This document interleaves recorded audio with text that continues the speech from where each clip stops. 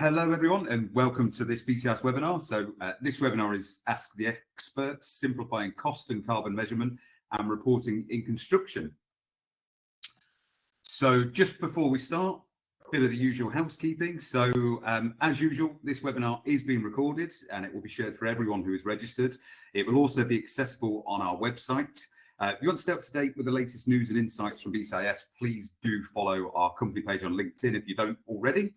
We've had lots of questions submitted prior to the webinar, which we'll do our very best, I'm reassured, to cover during the session. And of course, we welcome questions from the attendees as we go along. Now, you can do this by selecting the little question mark on the taskbar that you can see on your screen now. But just to mention that when we send the recording out, we will also be including a guide for our practical first steps to combining cost and carbon, which hopefully captures a lot of the aspects we've been asked about, and hopefully will be a useful guide in getting started in this area. So as usual, you'll get some of the poll questions that will pop up on screen during the webinar. They will also be accessed at any time during the little graph icon on the taskbar. Following the webinar, you'll be received a short survey asking you for some feedback on the session. Please take the time to complete this survey if you can. It would be really, really appreciated. It does help us plan future content, future webinars, and understand how you can help going forward.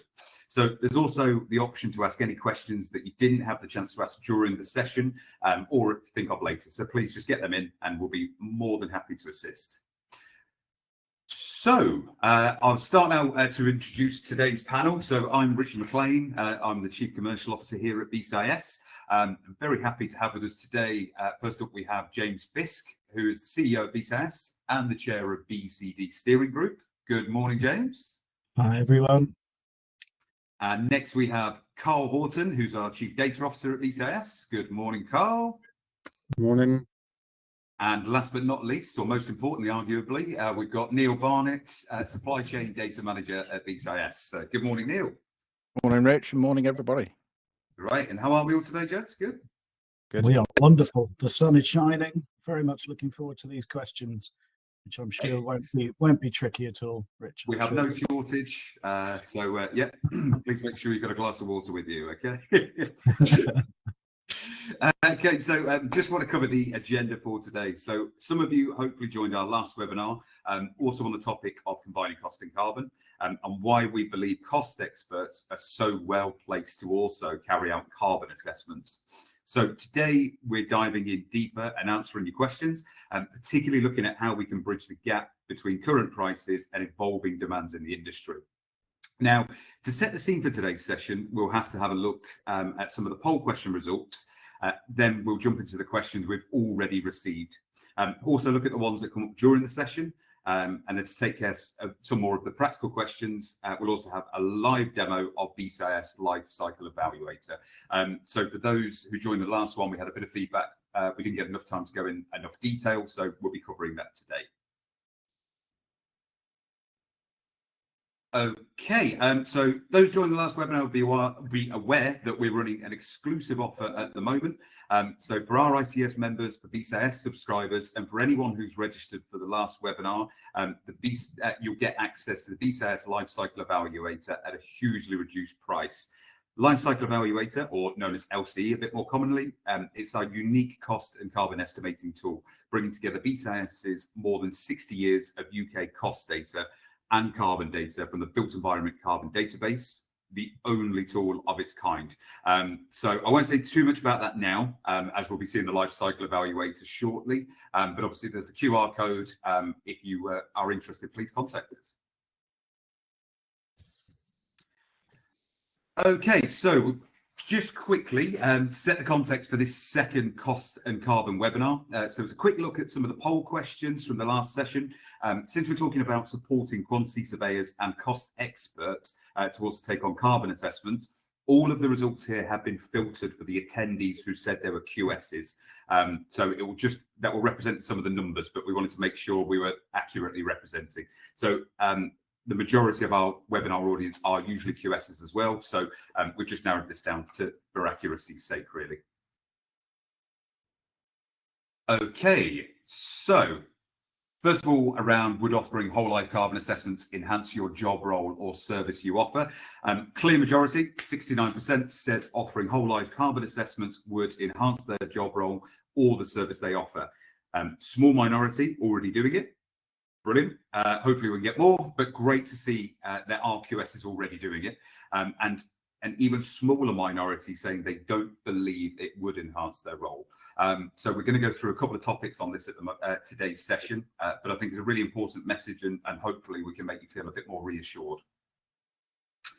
So the next, which is what percentage of clients you've worked with in the past 12 months have asked for whole life carbon assessments on projects? So still, in the majority of cases, almost half of quantity surveyors who answered not being asked for whole life carbon assessments. We'll ask the question later in the year and hope to see the number of clients asking for carbon assessments increasing. So this will be an ongoing narrative. We know from the RLB procurement trend survey last year that 33% of contractors reported tenders did include the obligation to include WLCAs, which has jumped up just 14% from 2023. Now, we believe the direction of travel is upwards. Contractors and project teams are also being asked to provide carbon assessments. Less and less it will be an afterthought. Now, in the first webinar, we touched on a few ways in which we're seeing quantity surveyors move forward with this, including, for example, ESG updates to the Red Book, and how RICS membership pathway competencies could be updated to reflect more work being done around decarbonisation. Now, we know that sustainability and carbon is already in the mandatory requirements, but we're really hoping to see more of that grow as a mandatory requirement. So from major infrastructure projects like the Heathrow runway to what 1.5 million new homes should look like to be fit for the future, sustainability is now central for decision making. The carbon cost of projects is no longer secondary.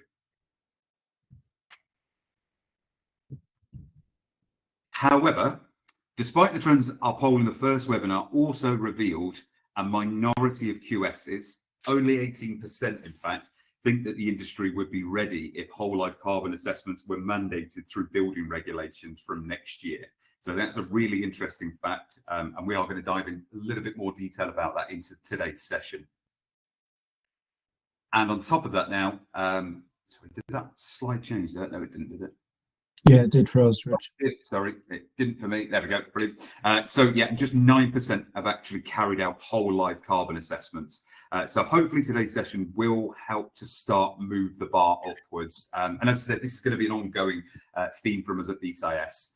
So please watch this space. Okay. Excellent. So without further ado, I think it feels a good time to hand over to Mr. Fisk. Great. I think you're going to be asking us some questions, Rich, just to remind you of the format today. But just like a good introduction there, James, really. But yeah.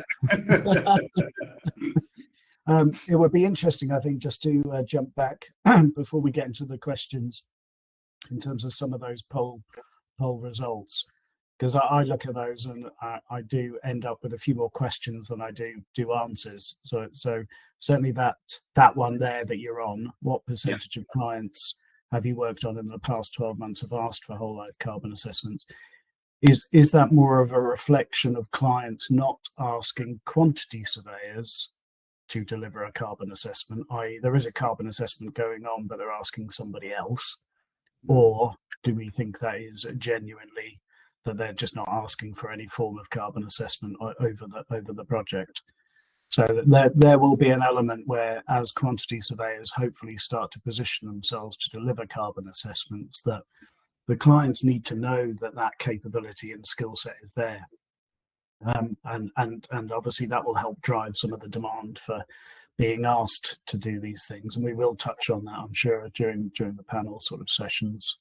But yeah, I ended up with more sort of questions in my head. I don't know about you, Carl and Neil, but some interesting results. But are they being skewed by the fact that they are quantity surveyors that aren't being asked for these things?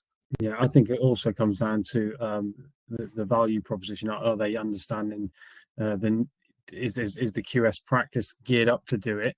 and are they going to pay them to do it, if that makes sense, or are they Yeah. seeing it as an added value thing that they want on the side? So again, it's a bit of communication on that side as well. I thought on the slide, couple of slides back, where it was, I think there's, if it's predominantly QSs that have answered the poll questions, and there's, I think, a good percentage of people who don't know whether it's going to be of benefit to them or not.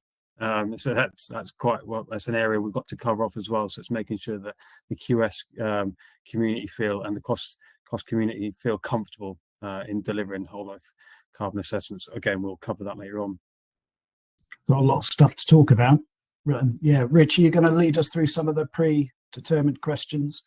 Yeah, absolutely. As I said, we have got quite a lot to go through, gents. I will politely move you along if we're running over a bit too long.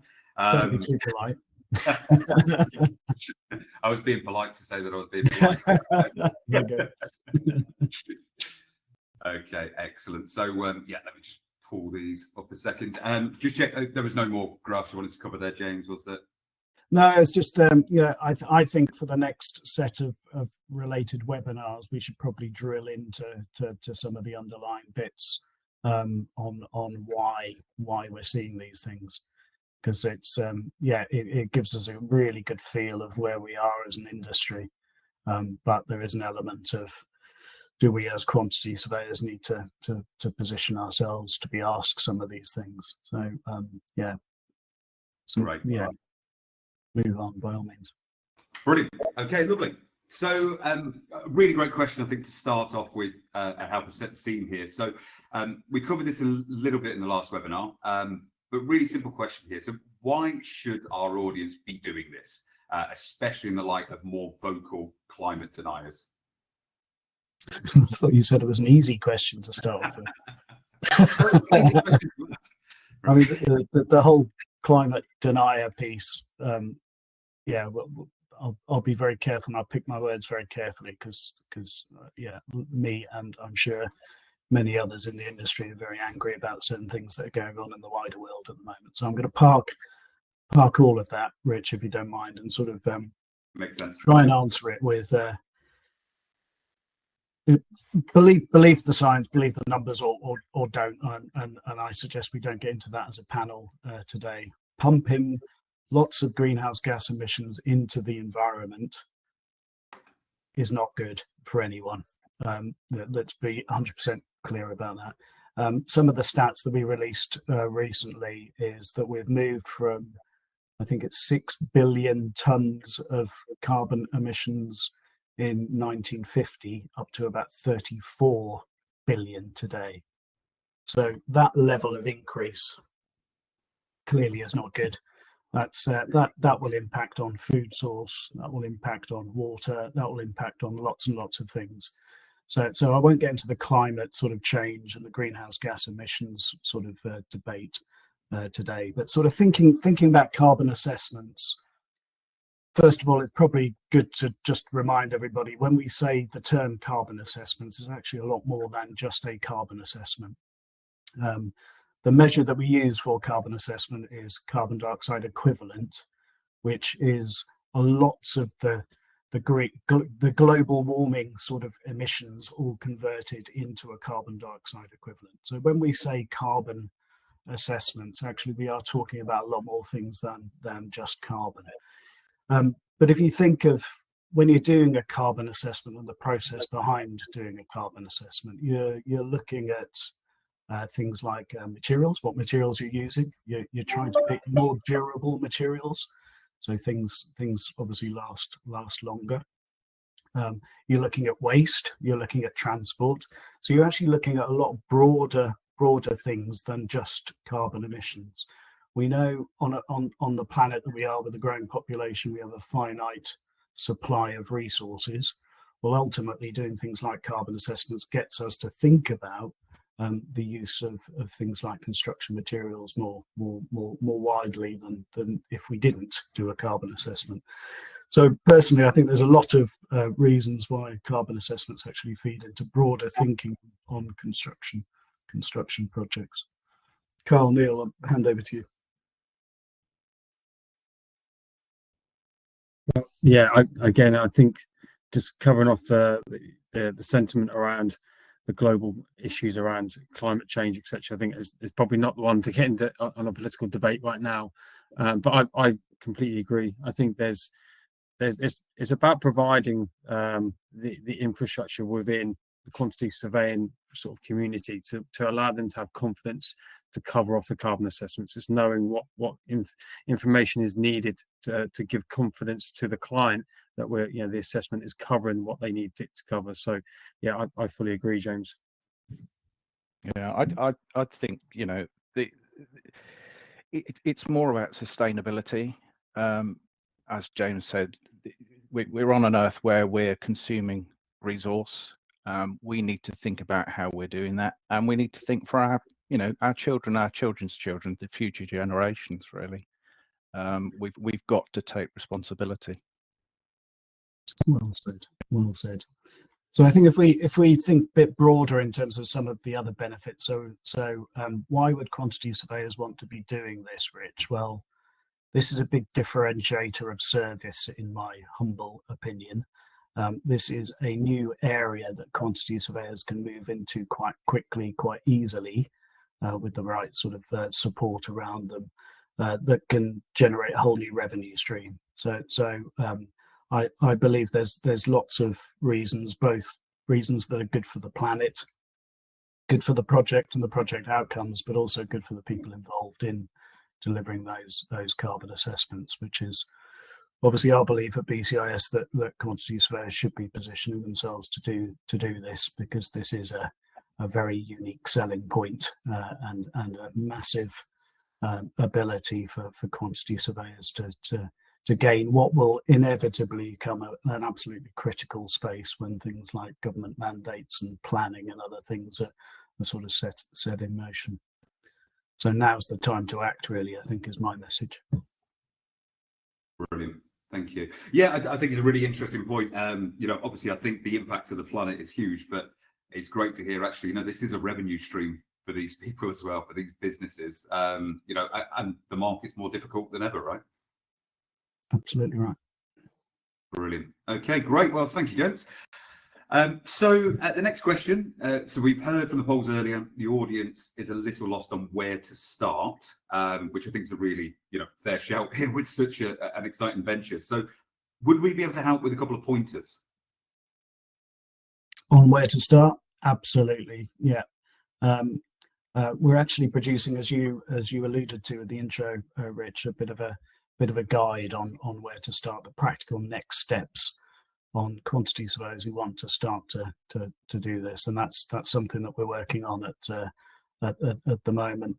The way I describe it is, and I've often used this in presentations, sort of a jigsaw of pieces that need to be completed in order to deliver a carbon assessment. I've got a slide on this, Rich. Actually, I don't know if I'm allowed to jump in. I'm driving, but I can bring it up for you. No. That's Neil's slides later on. If I can jump in with and share my screen, will that mess everything up? It should be okay. We'll give it a go. Yeah. Share files. No. Share screen. Okay, big pardon. Sorry, folks.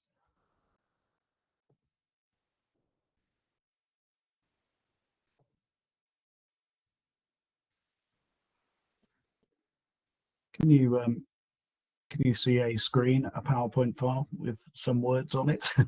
Yeah, if it's the one with the orange magnet on, is that the right one? Yeah, I thought I'd gone into sharing mode. When I click the button, certain things happen, but obviously you're just seeing the raw file. You're seeing. Yeah, okay, that's a shame. All right, let's. I'll just open everything on my screen then. So this slide was supposed to be a bit dynamic, and apologies, I've obviously failed to share it correctly through the webinar platform. But to deliver carbon assessments properly, we need to do the following next practical steps. First of all, we need to understand the methodology. So the methodology is the standard, which is the RICS standard for whole life carbon assessments. So that's something that if you want to get into this space, obviously you need to get a better understanding of what that methodology is. You then need trained and competent people to be able to do the assessments, and we'll talk about sort of training and how you can upskill your team to deliver these, perhaps as we go through the webinar today.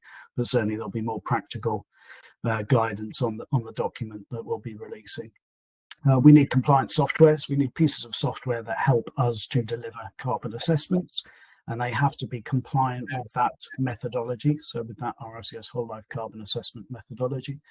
And then last, but certainly not least, accurate data, which is obviously where we from BCIS have invested a lot of time and money in developing sort of data that will allow quantity surveyors in particular to deliver carbon assessments, which is obviously one of the reasons that we're here to talk to you today.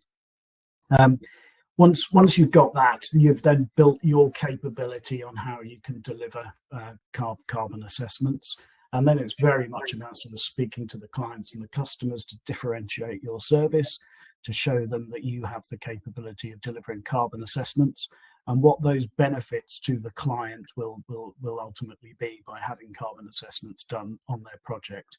And this is another document that we're working up that won't be available immediately, but hopefully soon, which is basically a client guide on why they should be doing carbon assessments. So this is sort of the BCIS simplistic view on what benefits clients will get from doing whole life carbon assessments. So we're looking to generate that and produce that over the next probably month or two. And then finally, you need to work out how you can deliver this as efficiently as possible. If you're running any kind of business, obviously you need to do it as profitably as possible. So delivering it as efficiently as possible is key, no matter where you are in the supply chain. So linking cost measurement and carbon measurement together gives us a huge amounts of efficiency and therefore the capability of sort of delivering it. So there's some of the bits, Rich, that we're currently sort of building up into a client, into a guide for everybody who's joined this webinar on the practical steps that can be undertaken. But there are others. Carl, Neil, do you want to jump in? I think from my perspective, I think what you've covered off there, those four cornerstones are integral. That if you think about in the dimension of cost, it's exactly the same. There are standards and measurement guidance in place to understand what you measure and what you're aligning to. It's about having people who are qualified to do that cost assessment, and it's having the right sorts of tools to allow you to do the estimation of that, and then ultimately having data to support it. So it's exactly the same principles associated from costs into carbon. It's exactly why we believe QSs are in the right space to be able to do this, because it's understanding both.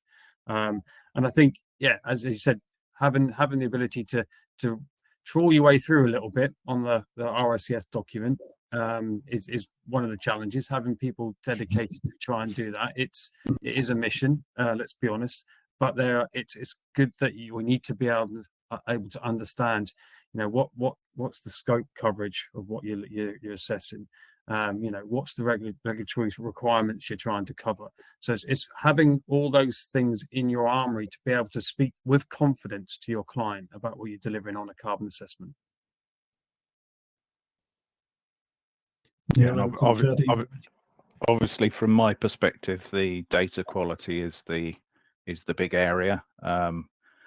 But you've kind of stolen some bits from my slides later, so I probably won't say any more at this stage. So. Apologies, Neil. That feels like a natural progression onto your slides then, Neil, I think. Great. So, Neil, the floor's yours. Okay, so there was a lot of questions around data quality and how do you sort of get to that confidence level from the data that we have, from the carbon data. And it's probably important to just stop and look at where the foundations of BCIS data is and where we started from, there's clearly a good pedigree of benchmark estimating cost data that comes from BCIS, over 60 years of it. And this is through the collection of material, labour and plant. As you can see from the diagram, those sort of bubbles in blue represent the calculation chain that we've developed over that 60 years and refined and honed to create those kind of benchmarking cost estimation calculations. So you'll see there that I've simplified it, but we're talking about materials, the cost of material, that combines together in recipes to components and activities. And those components and activities combine together to create archetype models. So the principle is straightforward, and the output is a total cost for that model or a total cost for the component, etc. So we've got a good firm foundation for the sort of cost accounting side of things. Now, 2 years ago, when we sort of embarked on this carbon challenge, we could quite clearly see that we had a calculation chain here that could equally work well for carbon. And as you can see from those sort of greenish coloured bubbles, carbon is effectively an attribute of a material, just like cost is an attribute. So if we look at it in that way, we can insert carbon just as we could cost into our calculations. That would follow through the chain, and not only would we end up with a total cost, but we'd end up with a total carbon value. And in theory, it seems at a high level quite a simple methodology. It should work.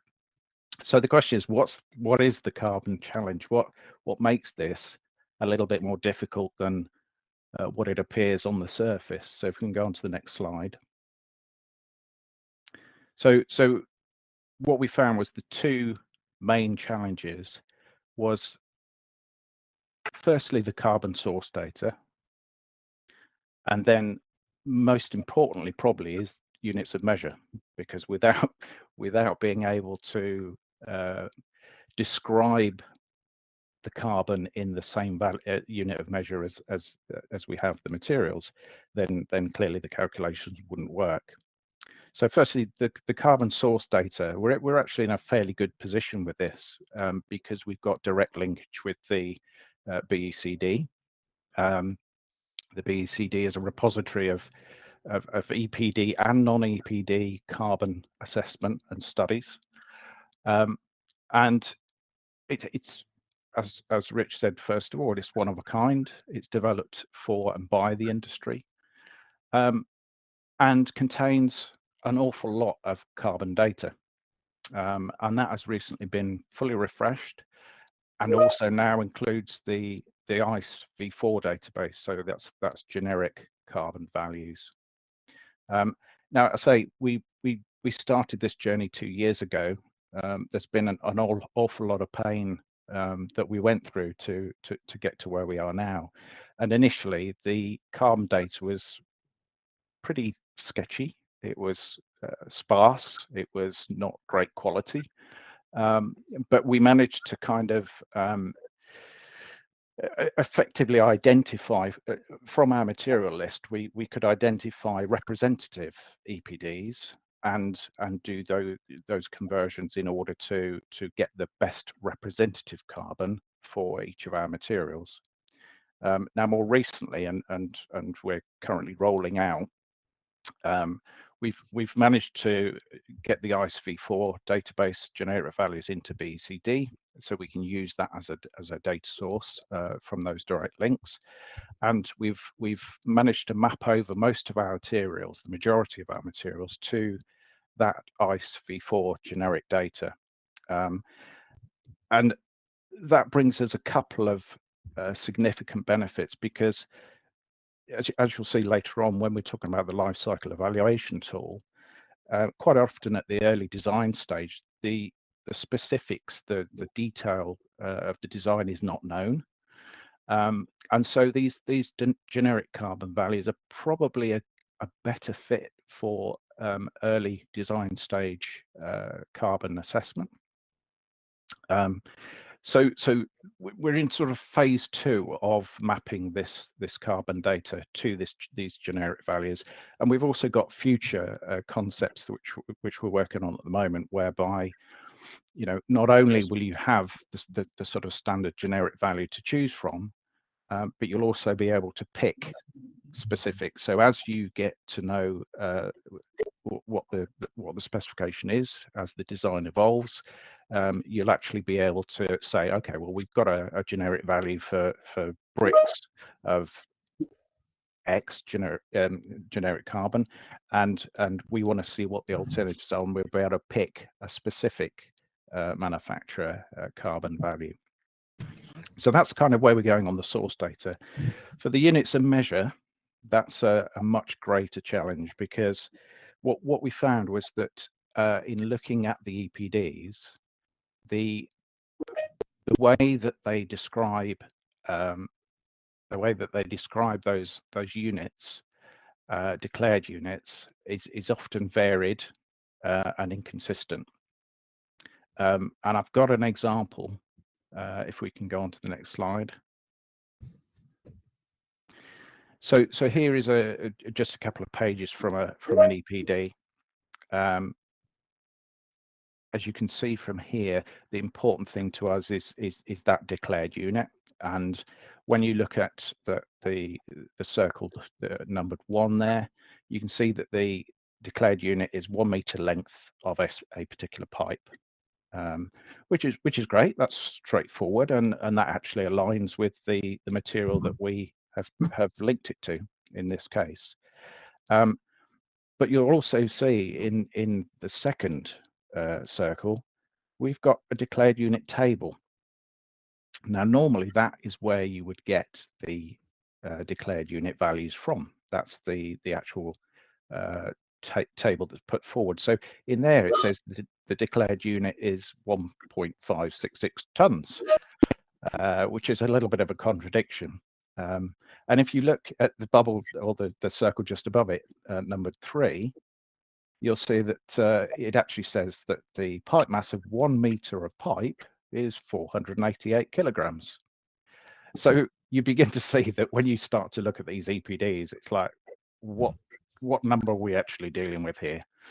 And it's important to make sure that we get the right number, the right unit of measure, and so we can relate that to our material.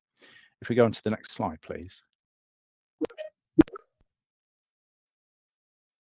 So what we see here is the table a few pages on in the EPD, and you can see the table that's referring to the GWP total value for this pipe is per meter, or 488 kilograms, which is the representative weight of that per meter. And we can see that it's got an A1 to A3 value of 70.3, which is scientific notation E+1. 70.3 is the value. So we can confidently say here that we have a GWP total value of 70.3 per meter of pipe, or 488 kilograms.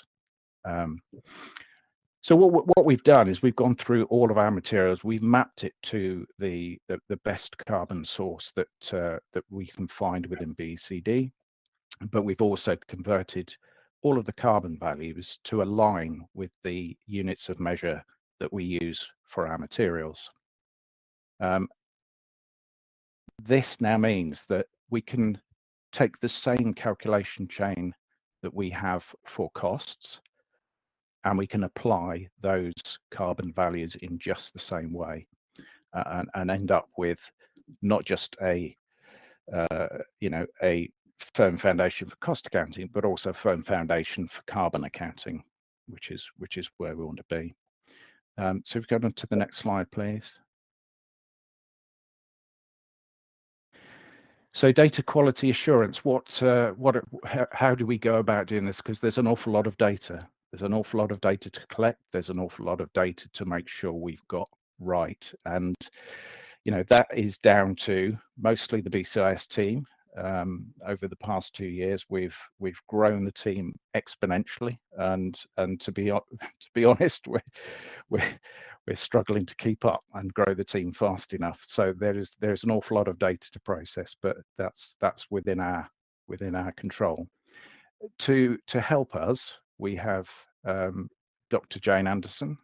She's supported us with carbon mappings and you know, assessments of carbon data coming out of ICE, the ICE database. So Dr. Jane Anderson, she's part of Construction LCA Limited, and was the lead author of the RICS Whole Life Carbon Assessment Standard. She's also got over 30 years experience in EPD assessment and validation. So she's a very valuable consultant source for us. And we've also got circular ecology. It's Dr. Craig Jones and team. They are the sort of custodians of the BECD data, cleanse and update that data, but also the founders of the ICE V4 database, or the ICE database, currently in its V4 format. So they maintain that BECD data, and that BECD data directly links to us and our teams in mapping to our materials. So that sort of completes that quality assurance circle that we have. Oh, it's more of a triangle, but yeah, that's it. Thanks for clarifying the shape there, Neil. That was brilliant. I think it's worth just saying that that is it in a nutshell, what Neil just articulated. However, I just wanted to call out that it has been a lot of work from Neil and his team to go through that exercise. And Neil is a quantity surveyor by background, so you know he has gone through that with the skill sets that he had as a quantity surveyor, and has been looking at that. How do I take those materials and convert them and those values into something which is a construction material that can be used? So I think it's great work from Neil on that side. He started it and he looked about 12. Now he looks about 85. But you know, he's gone through the real kind of sort of challenge to make this data as great and as good as it can be, and it will improve. We have got more units and items to be coming on as well. But yeah, I just wanted to call out that assurance process. Brilliant. Thanks, Carl, and for the backhanded compliment to Neil as well. Brilliant. Just a quick bit of IT support. James, can you see and hear us, and can we see and hear you? I can see you. I can't see the slides. Sorry, everyone. Yeah, my laptop started to make a really loud electrical buzz noise and then just stopped working. So that's just what you need on a live webinar. At least it shows live, I suppose. But yeah, I can hear you and see you fine. I just can't see the slides at the moment. But okay, not a problem. Great. Okay, lovely. So we're going to move on to a few more questions now, which really move us over to the live demonstration really now. So James, I've got a range of questions which I believe you'll be leading on the demo. There's a range of questions. Do you want me to do them kind of up front, or would you like to just carry on as we go? it might be worth us doing he says, you know, just moving on to another laptop where nothing's set up, of course. That it would be a good idea, I think, to do the live demo and then pick some of those questions up. Perfect. Unless you think there's any, Rich, that relate to what we need to show the audience, of course. So there'll be a few in there. If I just pick up things like, can I evaluate 2 different materials, which we'll cover? Can I evaluate different reference service periods? What happens when BCIS database changes? So yeah, I think let's go through for the demo, and then I think I'll pick up anything we've not covered in the session, but I imagine most will be covered. Okay, let's see if we can successfully share something on this laptop.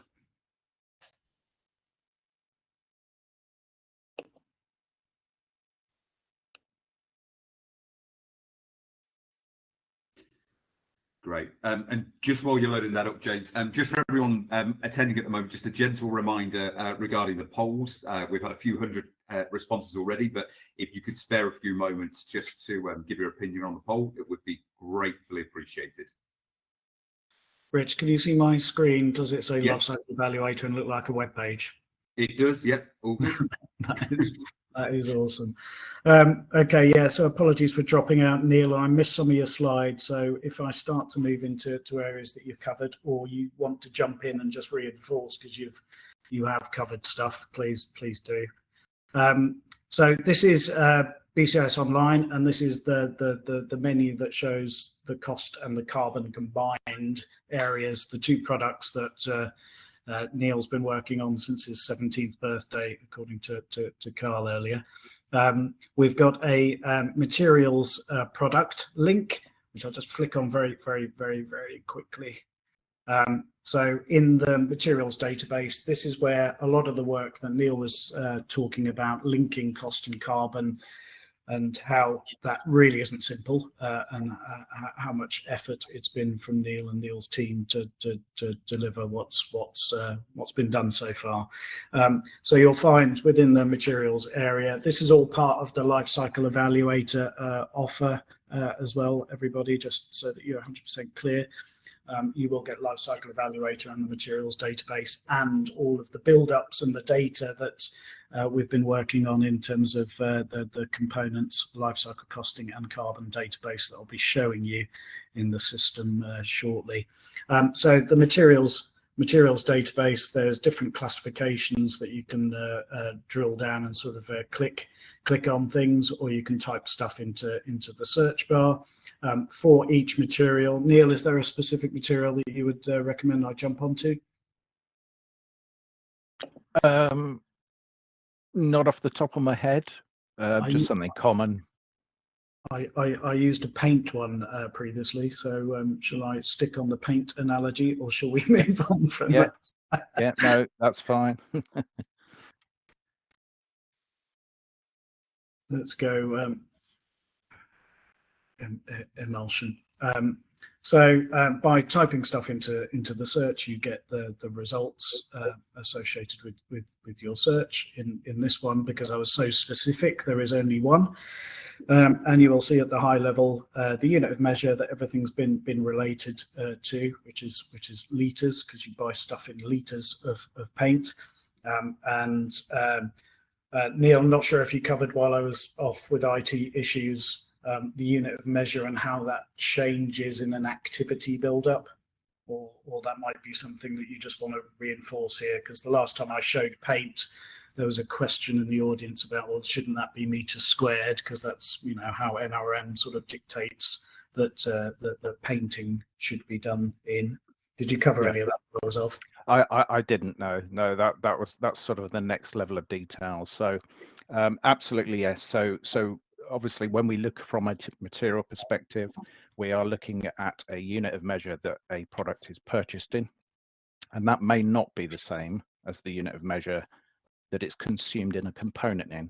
So at the component or activity level, that would be described in a unit of measure in accordance with a measurement standard.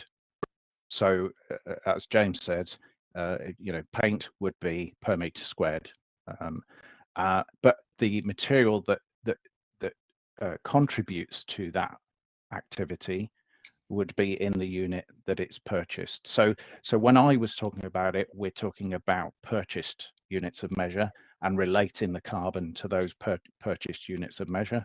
And then in the activity, we'll say we have so much of those litres per meter squared as an activity, and that's an important differentiation.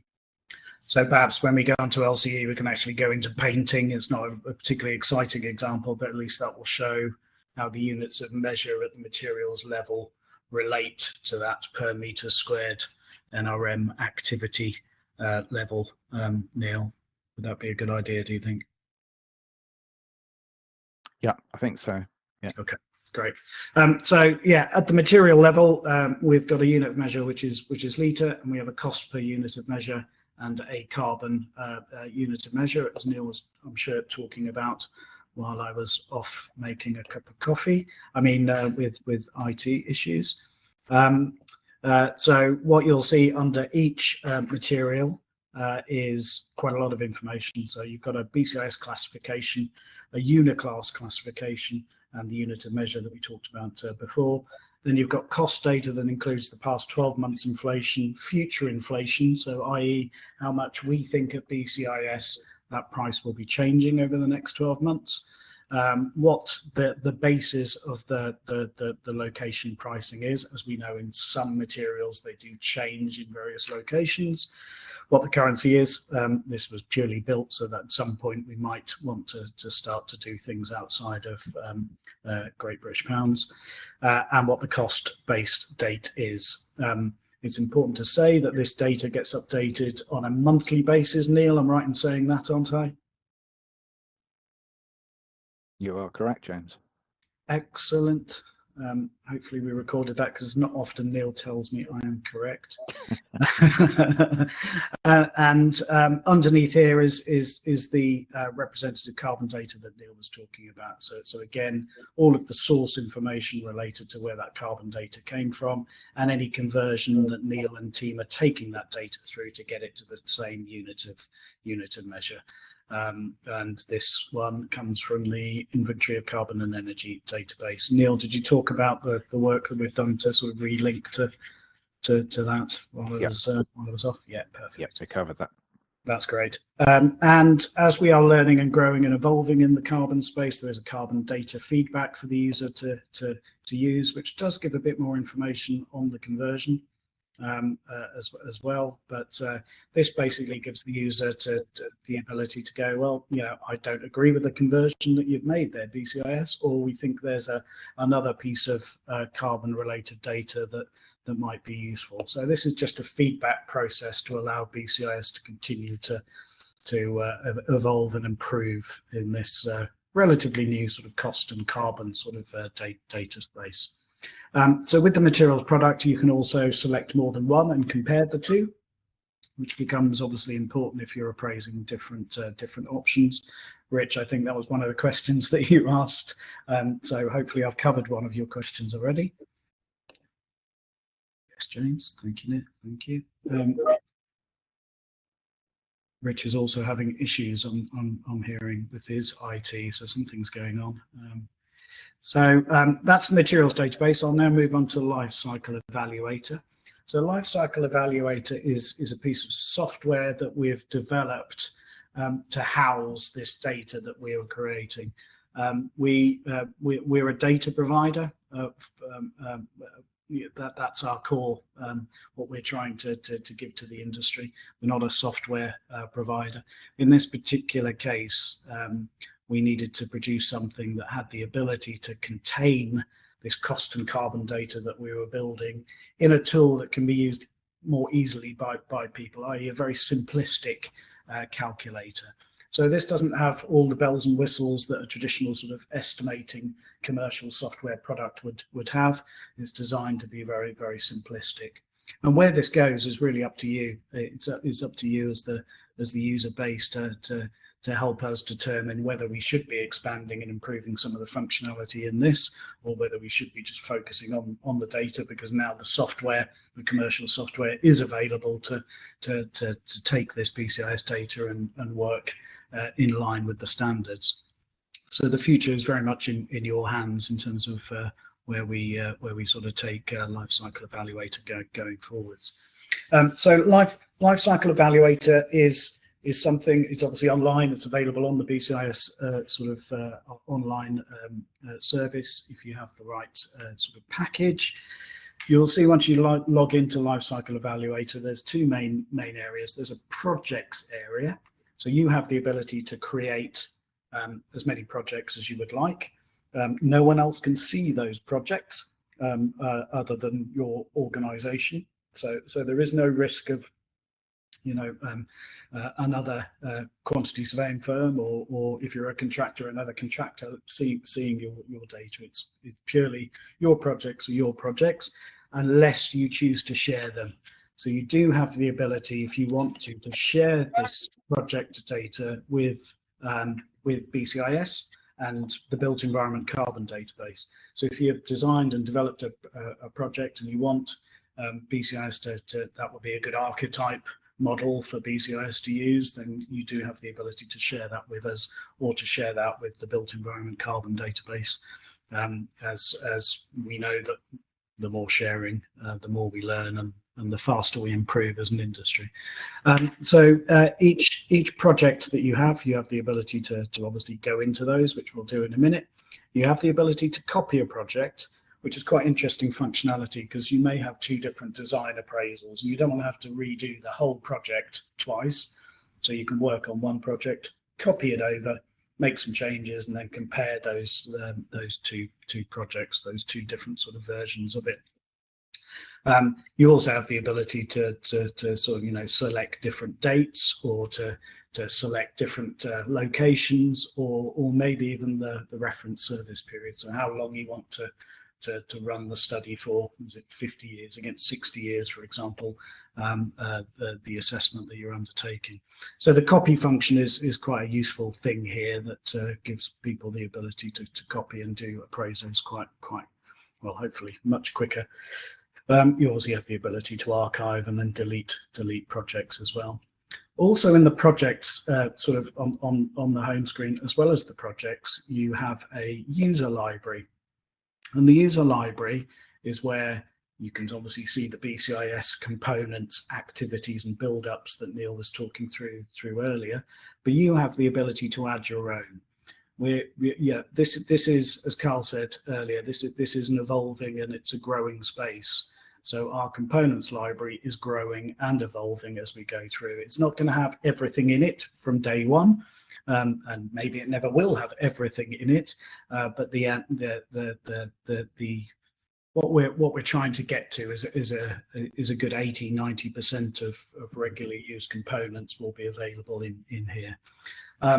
So having the ability to add your own components and data that again nobody else can share is an essential function really for now, because we don't want you to be working on a project and you need a particular I don't know, glulam beam that we don't have in the database at the moment.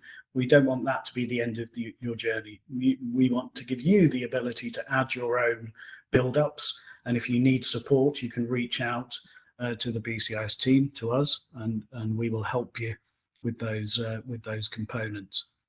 So the maintain user library is really important.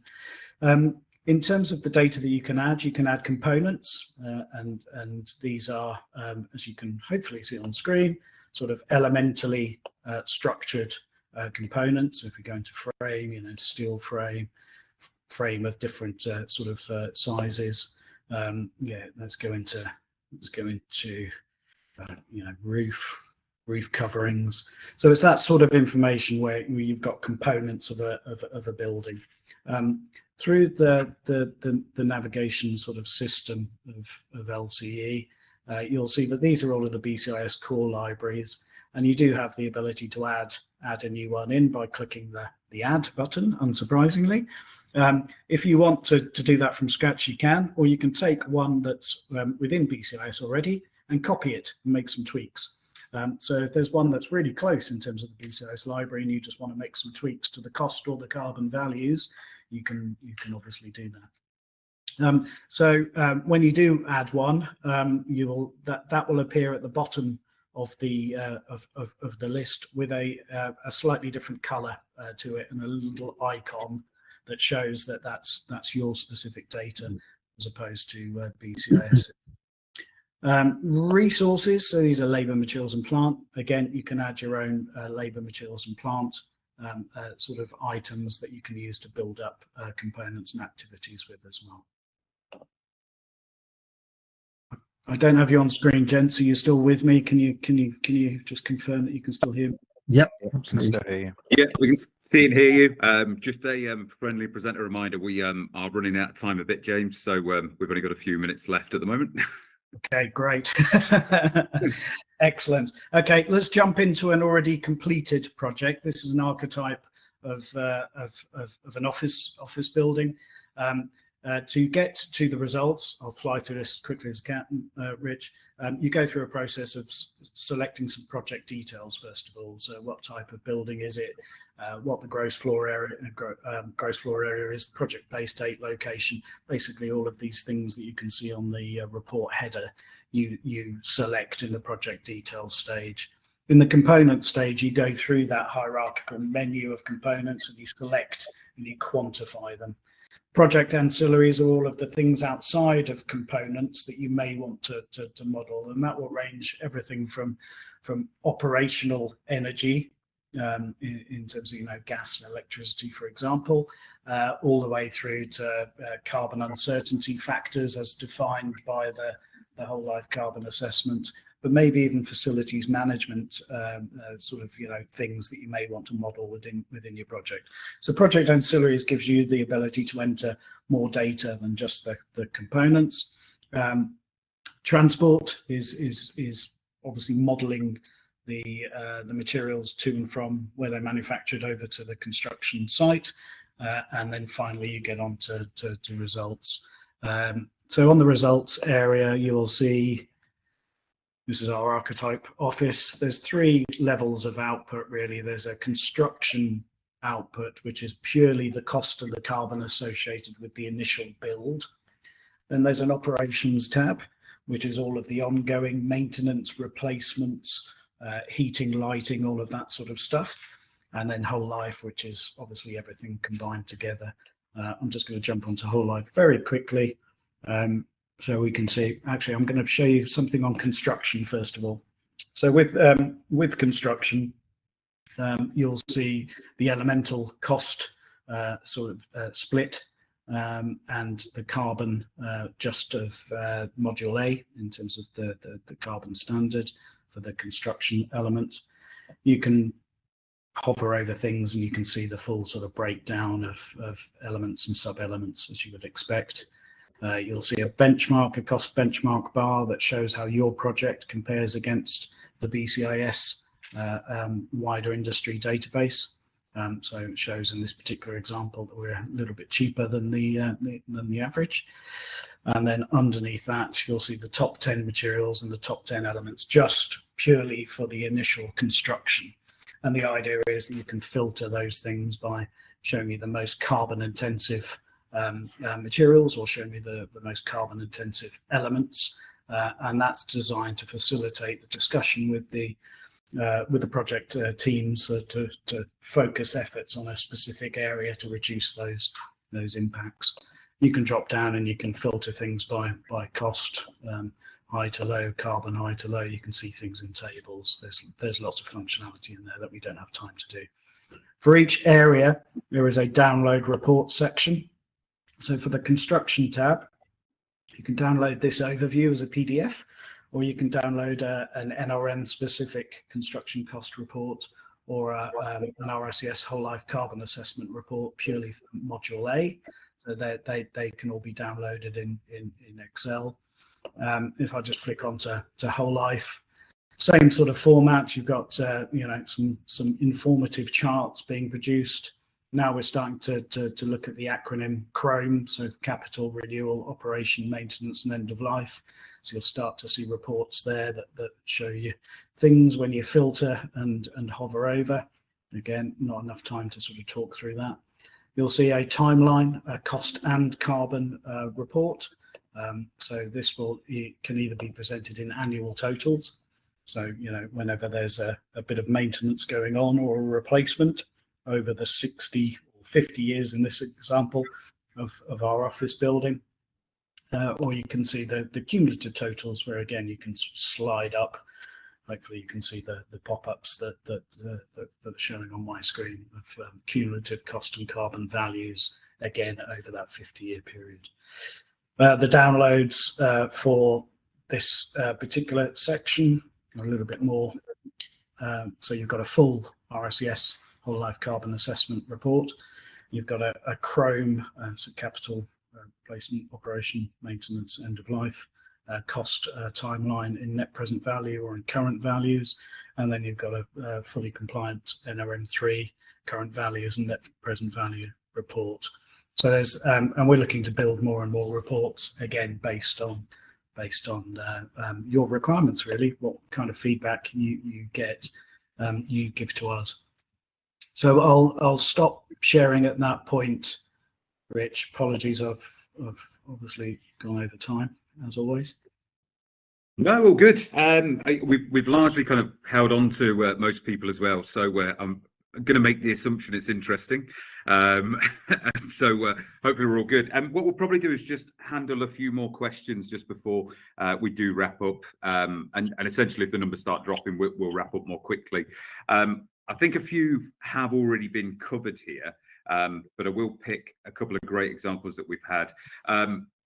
So one of them I just wanted to check. I think you've already covered here, but we've got a question here regarding, so if the carbon data of a specific material can't be found in the database, how can we assume it? And James, I think you've already flagged that, just reach out to the BCIS team and we can get on that for you. Yeah. So ultimately, you've got the built environment carbon database, which is the free carbon source, and then you have to take it through the same sort of process that Neil's done, Neil and team, and that isn't that easy. So we're here to support.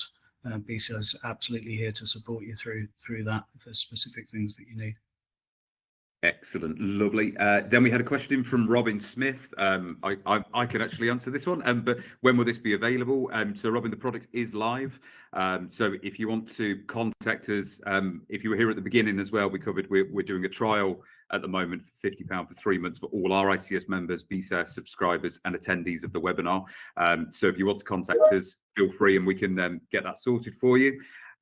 So next one we have got here. So how exactly do carbon values translate to cost? A worked example if possible. So I'm hoping we've just covered that adequately. I'm hoping here. I didn't really get enough time to sort of show it in LCE, unfortunately. But yeah, the concept is that we're linking the materials together. Those materials are grouped along with labour, materials and plant in activities. And those activities are all things that happen to a component over its life. So there will be an initial activity on the component to install it, but then there'll be activities of planned maintenance and replacement. All of that data sits within LCE. It's unfortunately I had to jump straight to the end rather than show you probably the most valuable part, which shows you that how detailed the data set that sits in LCE is. So yeah, we probably didn't do that justice, Rich, to be perfectly honest. Yeah, we seem to be falling out of time for these as well. So maybe we'll have a look at another one. But great. Okay, let me just see if we've got any others that are worth just quickly grabbing while we've got everyone's attention. If not, just to confirm for everyone, we will be circulating the answers to all of these questions.